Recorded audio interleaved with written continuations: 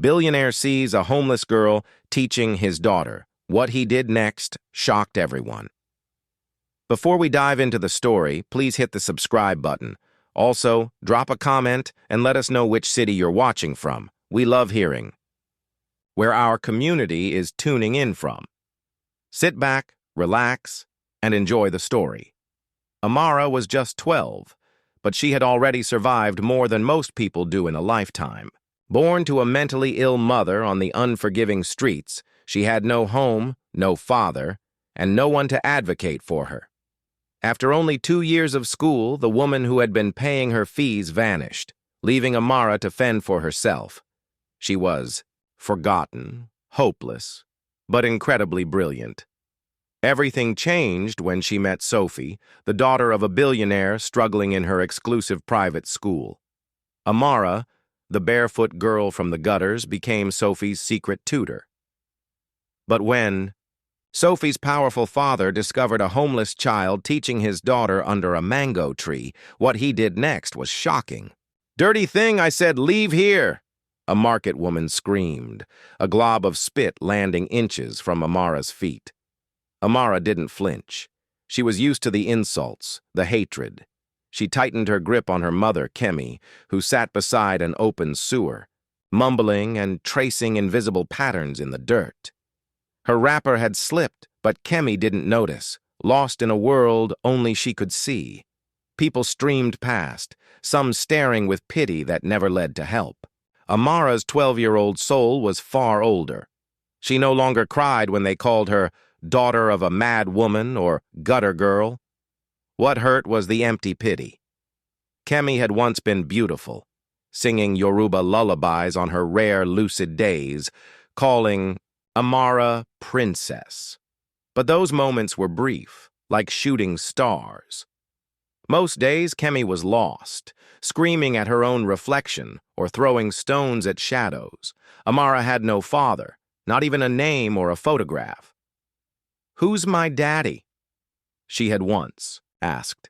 Kemi's hollow eyes had met hers. "I don't know, child. Maybe the wind, maybe the rain." That was the end of the conversation and the end of Amara's hope.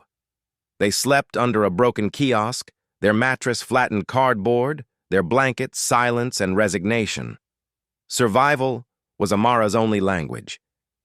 Each morning, Kemi would wake up, screaming, and Amara would gently hold her, whispering, "It's me, Mommy." She would clean her and lead her back to their begging spot. Amara protected. Kemi begged. That was their life. One morning, Kemi shouted at a passing car, "Give me my wings!" And Amara's cheeks burned with shame.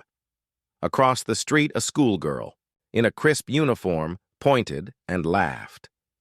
Amara looked at her own dusty legs, chipped toenails, and cracked hands. Hunger was a constant companion. Yet she still dreamed of sitting in a real classroom, wearing a clean uniform, her hand raised to answer questions. She counted their day's meager earnings, a single 10 naira note and 3 coins, just as a hawker shouted, "Thunderfire! Poverty!" Amara just held her mother tighter and whispered, "Amen." Before going further into the story, please hit the subscribe button. Minutes later, the woman crossed the road. "What's your name, child?" she asked. "Amara," she whispered, staring at her feet. The woman, who introduced herself as Auntie Grace, held out a covered plate of food. Amara hesitated. Strangers didn't give things away for free. "Don't worry," Auntie Grace smiled. "I'm not like the others." The food was a feast. Amara hadn't eaten meat in months. That evening, Auntie Grace returned with soap and water, and Amara told her everything, the madness, the hunger, the school she once glimpsed. She didn't cry, but her voice cracked. Auntie Grace listened, then offered her a deal. "Come to my shop tomorrow. Help me clean and serve customers. In return, I'll feed you." Amara nodded so hard her head almost fell off.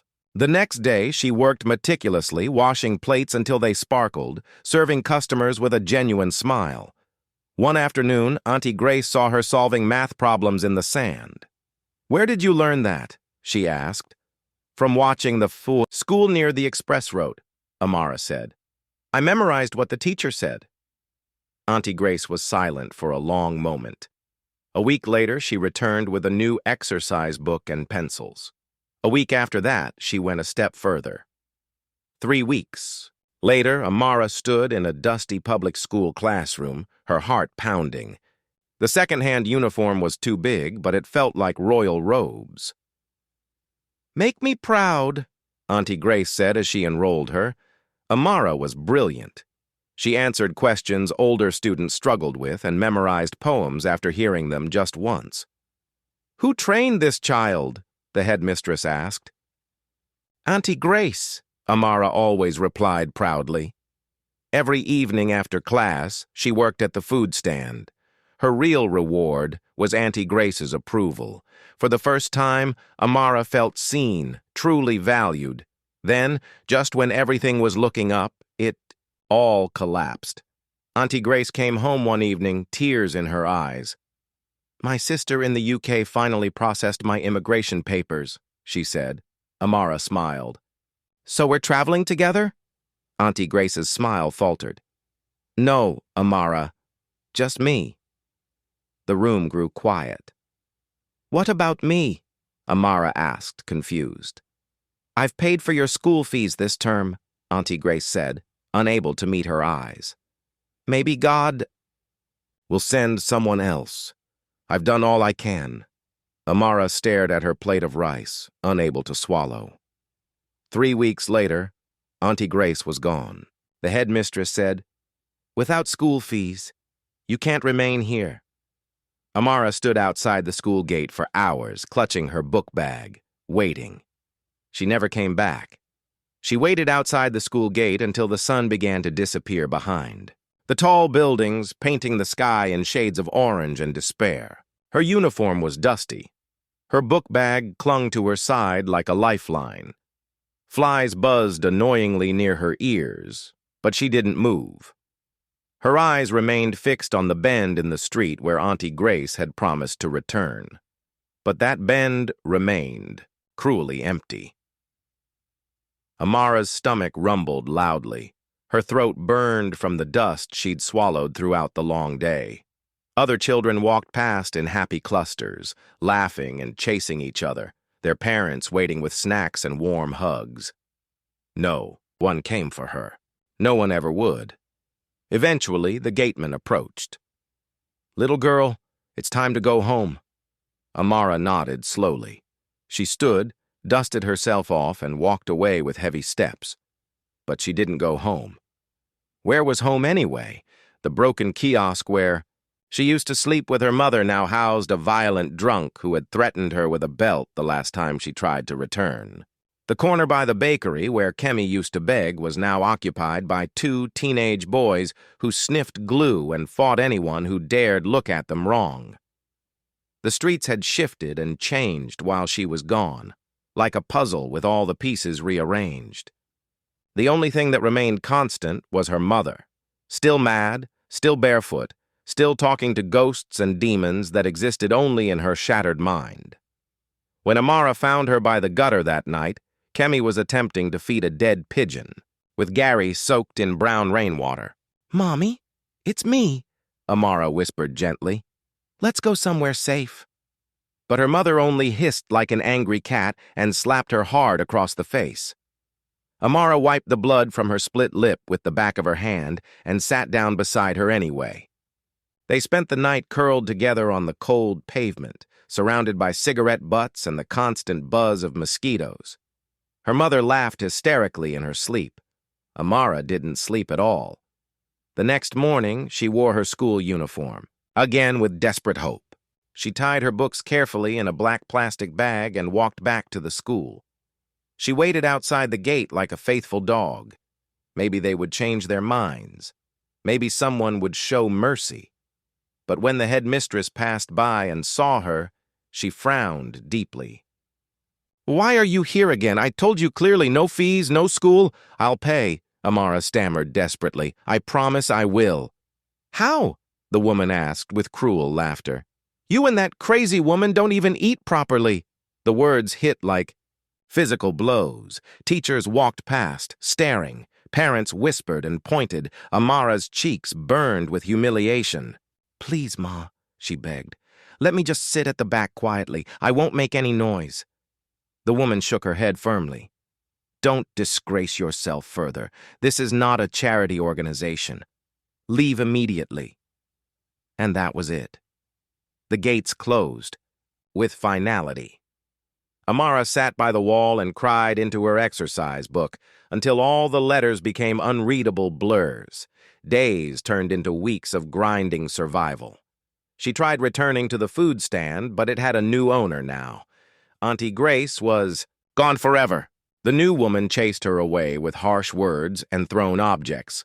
She sold her last pair of decent sandals for 300 naira and used the money to buy bread and Gary. Her uniform faded from white to gray to brown. Her exercise book got soaked in rain one night, and all her carefully written notes became illegible smudges. People stopped seeing her as that promising smart girl. Now she was just another street child, just another shadow moving through the margins of society. One evening, while searching for somewhere dry to sleep, she encountered a boy no older than 9 lighting a match to smoke something wrapped in newspaper. He looked at her with glazed eyes and said, "Come join us. This will make you forget how hungry you are." She shook her head firmly and walked away. Her hunger was screaming, but her fear of becoming like those lost boys was even louder. She still had one treasure left: her mind. And somehow, despite everything, she still believed that one day, just one day, everything would change. No matter how many times they chased her away, Amara returned. Every morning, while other children prepared for school, she made her way to the back fence of Golden Gate Academy.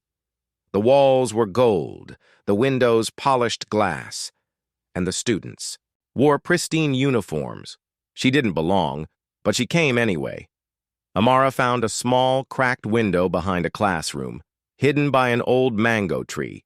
From there, she watched and listened, mouthing words and solving equations in her head. Her notebook was long gone, so she used scraps of scavenged paper, a broken pencil stub, her only tool. She'd stay until the bell rang, then vanish like a ghost. One morning, she was too slow. The teacher saw her, a ragged girl with bright, intelligent eyes. "Who's that?" the teacher shouted. The students laughed cruelly. A girl pointed. "It's that crazy beggar." The teacher stormed to the window. "What do you want? Do you think education is free?" "I just want to learn," Amara stammered. "I'll be quiet." "Go tell your mother to pay the fees," the teacher snapped, raising a wooden stick. Humiliation suffocated Amara. She ran, her bare feet not feeling the tears on her cheeks until she was blocks away, but she didn't give up. The next day, she found Bright Scholars Academy. She crouched by a broken fence, listening. When the children recited, she whispered along, sometimes correcting their mistakes under her breath. A boy threw a stone. "Witch, go away! You're mad, like your mother!" Amara didn't flinch. She returned the next day, and the next. One afternoon, a security guard grabbed her. "You're always here like a thief," he said, pushing her to the ground. "Next time, I'll beat you until you can't walk." As she limped away, Amara looked back at the school, at the knowledge inside she so desperately longed for. She sat under a tree, writing multiplication tables in the dust with a stick. When the wind blew them away, she wrote them again. That night, beside her babbling mother, Amara looked at the stars. "God," she whispered, "why did you make me so smart, and then lock all the doors?" The first time Amara balanced a tray of pure water sachets on her head, her neck nearly snapped. She was 12, barefoot and exhausted. The metal tray was heavy, the water barely cold. "If one falls, you pay for it," Mama Dorothy had warned. The road was brutal. Grown women shoved her aside, boys stole her customers. Danfo buses nearly crushed her, but she kept moving. Every sachet she sold was 5 naira closer to food for mommy. Her only goal was to feed her mother. By midday, her body ached. She collapsed under a billboard, having sold 12 sachets, just enough for a small meal.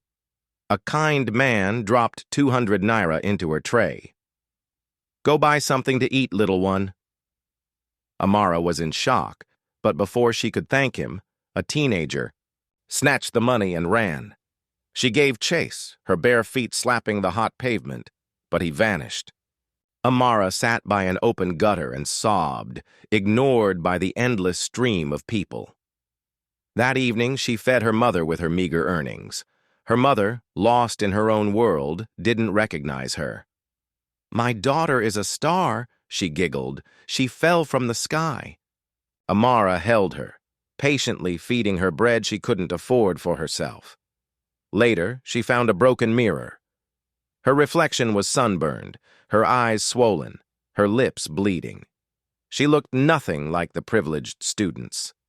Yet, when she whispered math problems to herself, she answered them all correctly. "What is 6 divided by 3? She asked. "2, she smiled.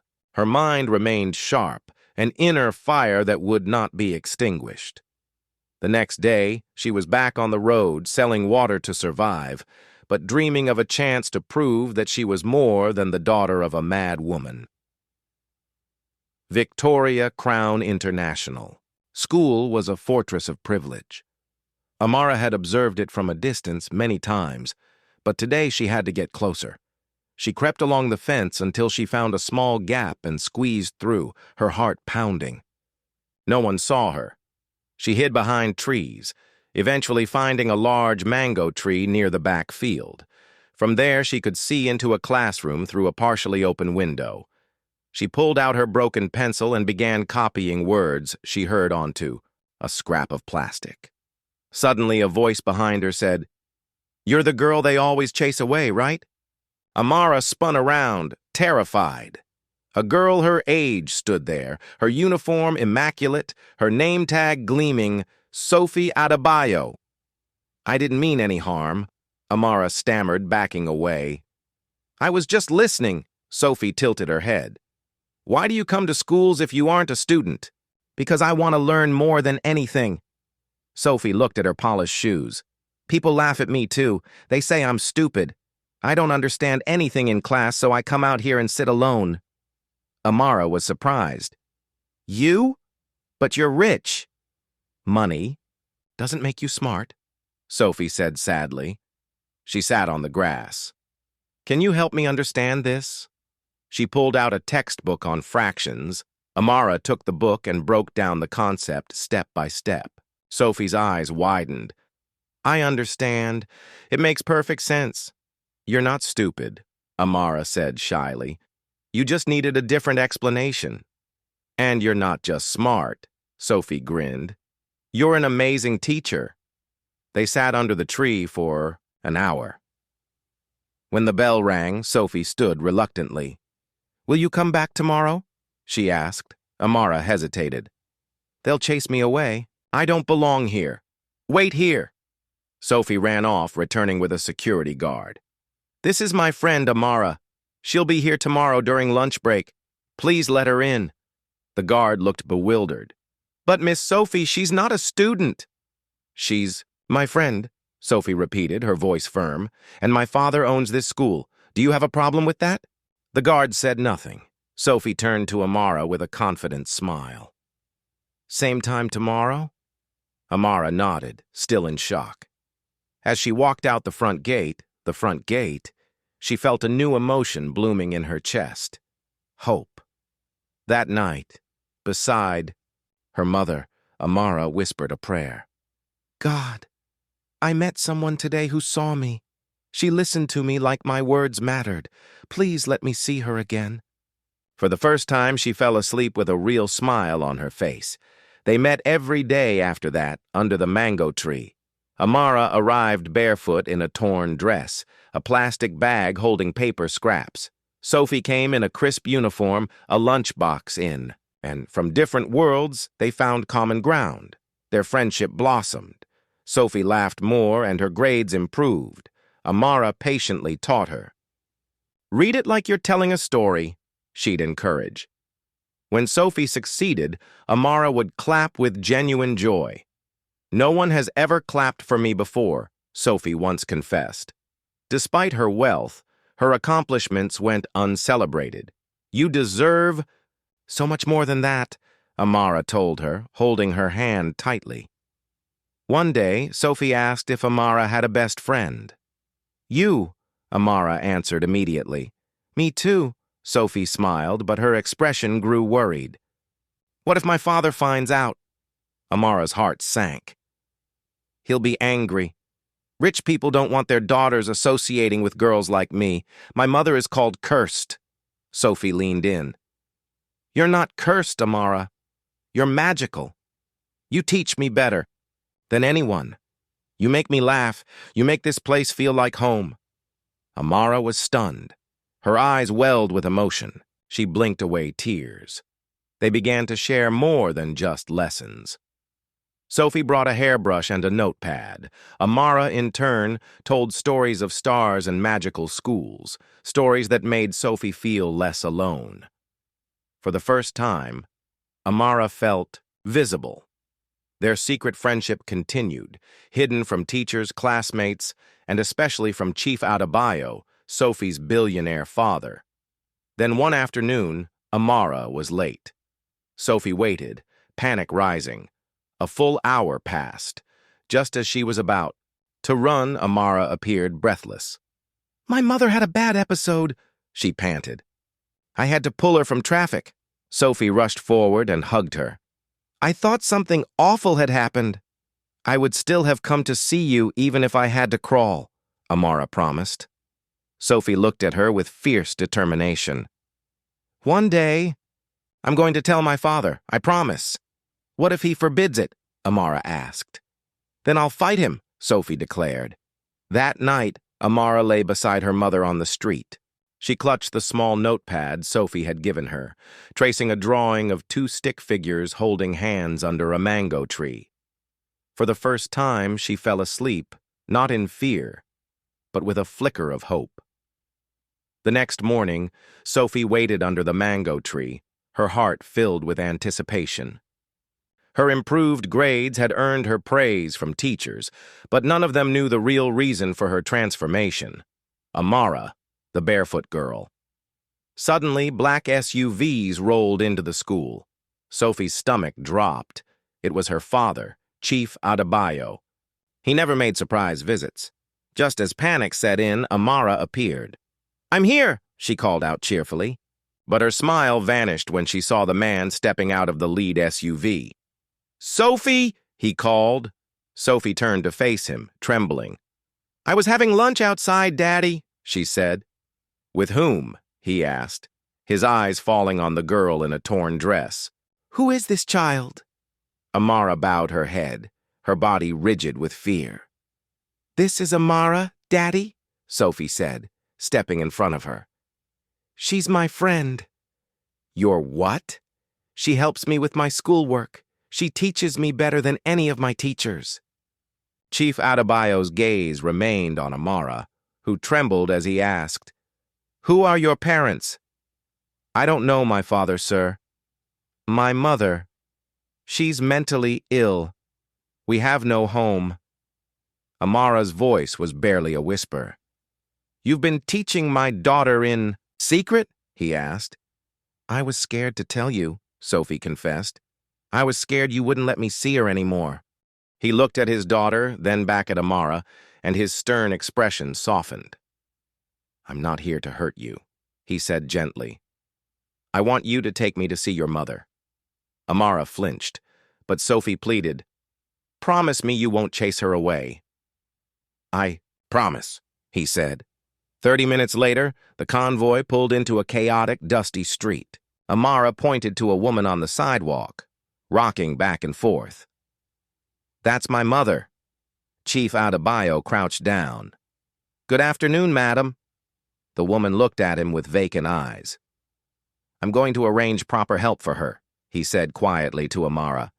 "I know excellent doctors." He stood and gave his assistant instructions to contact a psychiatrist. Then he knelt again, placing a firm, gentle hand on Amara's shoulder. "From this moment forward, you are not a homeless girl anymore," he said with conviction. "You have a father now, and fathers take care of their children." Amara couldn't believe it. Not as the car pulled away from the streets that had been her world, not as her mother was helped into an ambulance, and not even when her new sister Sophie held her hand and said, "You're safe now." It had to be a dream. Chief Adebayo worked quickly. By evening, Amara had a hot bath and fresh pajamas. A housemaid braided her hair while Chief Adebayo introduced her to the staff, demanding they treat her with the same respect as Sophie. The household stood in stunned silence. The street girl was now a permanent resident. The next morning, Amara stood in a brand new uniform, staring at the girl in the mirror. She barely recognized herself. "You look like you belong," Sophie declared. "I feel like I'm living someone else's life," Amara replied. "You're not," Sophie insisted. "My father said you belong here. You're my sister now." Amara looked out at the manicured garden. "I don't know how to thank him." "Thank him the only way he cares about," Sophie smiled. "Shine brighter than anyone expects." That day, they walked into Victoria Crown Academy together. Shocked whispers followed them. Wasn't that the same girl who used to sneak around the fences? Today, she walked proudly through the front door. In class, Amara's brilliance stunned everyone. She was exceptional. By the end of the day, teachers called an emergency meeting. "Where did this girl get her education?" one asked. "From the streets," the principal smiled. "But now she's family." Meanwhile, Amara's mother was receiving expert psychiatric care. The head psychiatrist, Dr. Aduni, assured Chief Adebayo that with consistent treatment, there was hope for improvement. Amara visited her weekly. For weeks, her mother didn't recognize her, but on the 6th visit, Kemi paused, looked at her, and whispered, "You look like an angel from my dreams." Amara broke down in tears. Weeks turned into months. Amara adjusted, though she still had moments of fear. Her laughter became more frequent, and she made new friends. Yet, no one could replace Sophie. They were sisters, sharing everything. Because of Amara, Sophie's grades and confidence soared. One Friday, Chief Adebayo called Amara into his study. "You've transformed Sophie's life and brought joy to our family," he said with pride. "You are my daughter in every way." He gave her a new laptop, and Amara whispered, "Thank you for seeing me when nobody else bothered to look." He placed a hand on her head. "You were never invisible, Amara. You just needed someone to see your potential." That night, she sat under the mango tree where it all began, now beautifully lit. "My name is Amara," she whispered to the stars. "I used to be no one. Now I am the daughter of Chief Adebayo, sister to Sophie, student at Victoria Crown Academy." She promised not to waste her second chance. The girl the world had dismissed as the daughter of the mad woman was now a symbol of hope, a living miracle.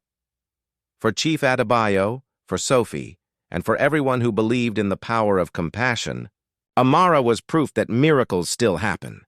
She walked into the future, head held high, heart full of gratitude.